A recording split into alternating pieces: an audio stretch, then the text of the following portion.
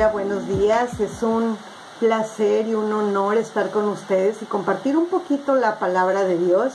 Y quiero compartirles unos versículos que están en Colosenses 3, 12 y 13. Si me pueden acompañar, y dice la palabra de Dios así: Vestíos pues como escogidos de Dios, santos y amados, de entrañable misericordia, de benignidad, de humildad, de mansedumbre, de paciencia, soportándonos unos a otros.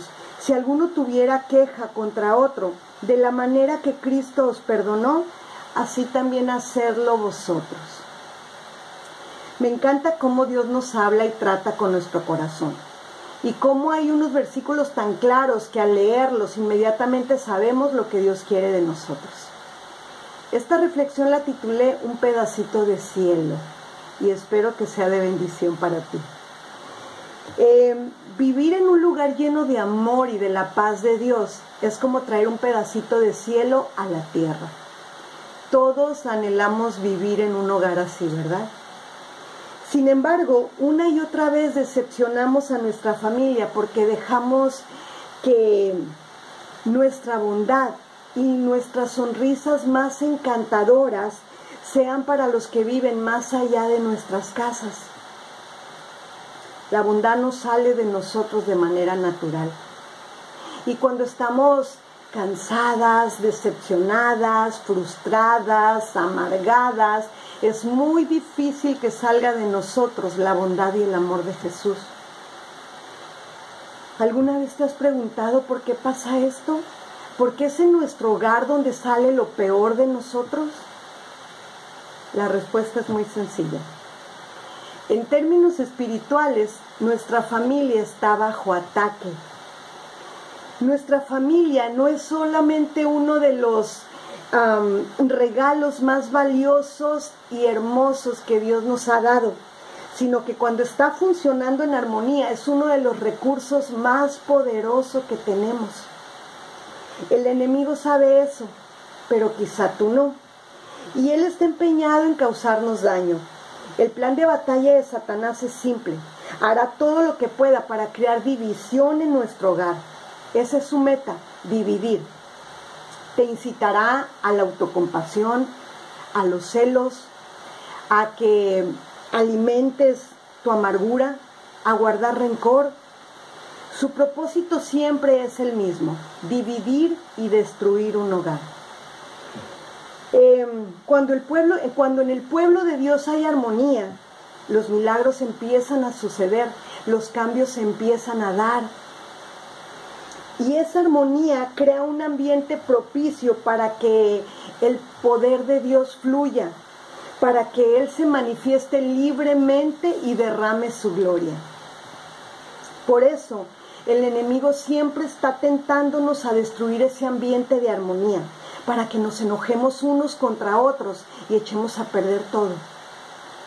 Con demasiada frecuencia caemos en sus maquinaciones y no nos damos cuenta de lo perjudicial que es la contienda.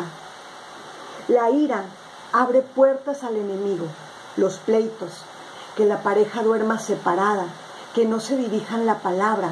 Todo eso ayuda al enemigo a alimentar su plan de destrucción. No le demos la oportunidad al adversario de atacarnos. Vea la palabra de Dios y conoce lo que ella dice acerca del poder de la unidad. La familia, una iglesia unida, es poderosa. Así que deja de mirar a tu familia desde tu punto de vista y comienza a verla como Dios la ve. Invierte tiempo al orar por ella.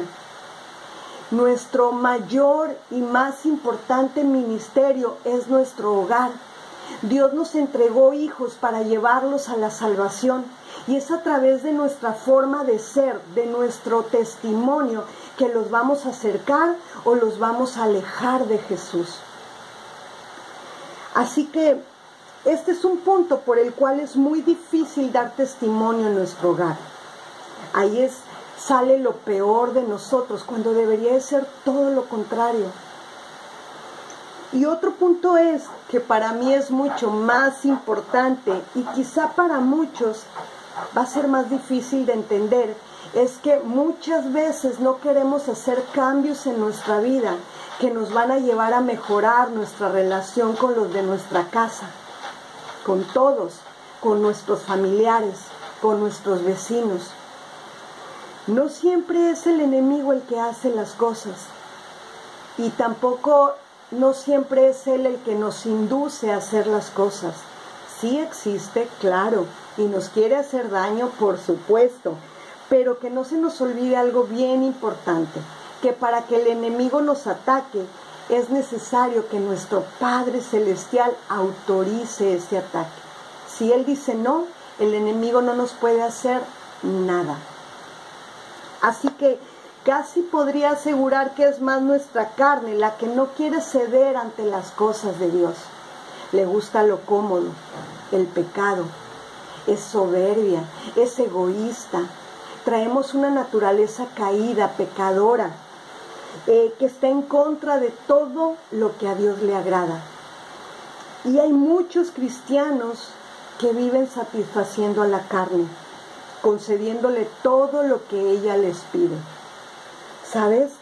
La carne no ha hecho nada por nosotros que no sea destruirnos. El vivir para la carne nos ha dejado solamente dolor, depresión, pecado, amargura. La carne no quiere nuestro bien. Vivir para la carne nos va a llevar a pecar y el pecado nos separa de Dios. Las consecuencias externas que vendrán es lo de menos, nos separa de Dios. Nos apagamos, la oración ya no nos provoca nada. Esa alabanza de adoración que nos hacía vibrar pasará a ser un estruendo en nuestros oídos. Las prédicas les dirás, qué aburridas, ni me ministró. Y eso es algo bien tremendo. Dios aborrece que pequemos porque nos separa de Él. Él quiere bendecirnos más, pero Él no puede bendecir el pecado.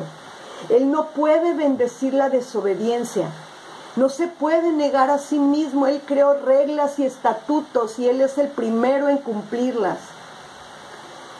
El pecado destruye y esclaviza. No vivamos satisfaciendo a la carne. Pablo dice, no le debes nada a la carne.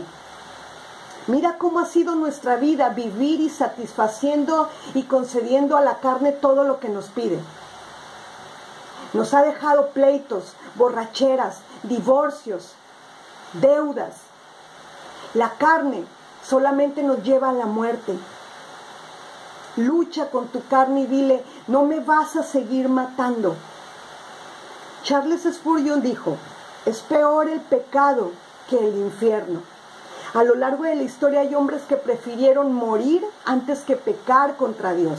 Daniel y sus amigos preferían morir antes que pecar contra Dios, antes que negarlo. Tenemos que tener miedo a pecar, nos tiene que doler pecar.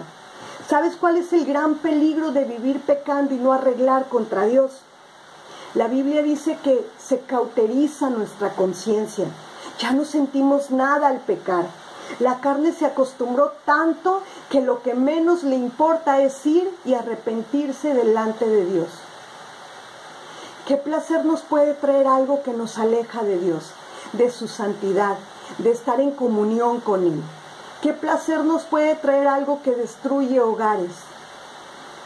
Y quizá tú me puedas decir, pero el adulterio, la borrachera, el robar, no son cosas que yo no hago, no estoy tan mal.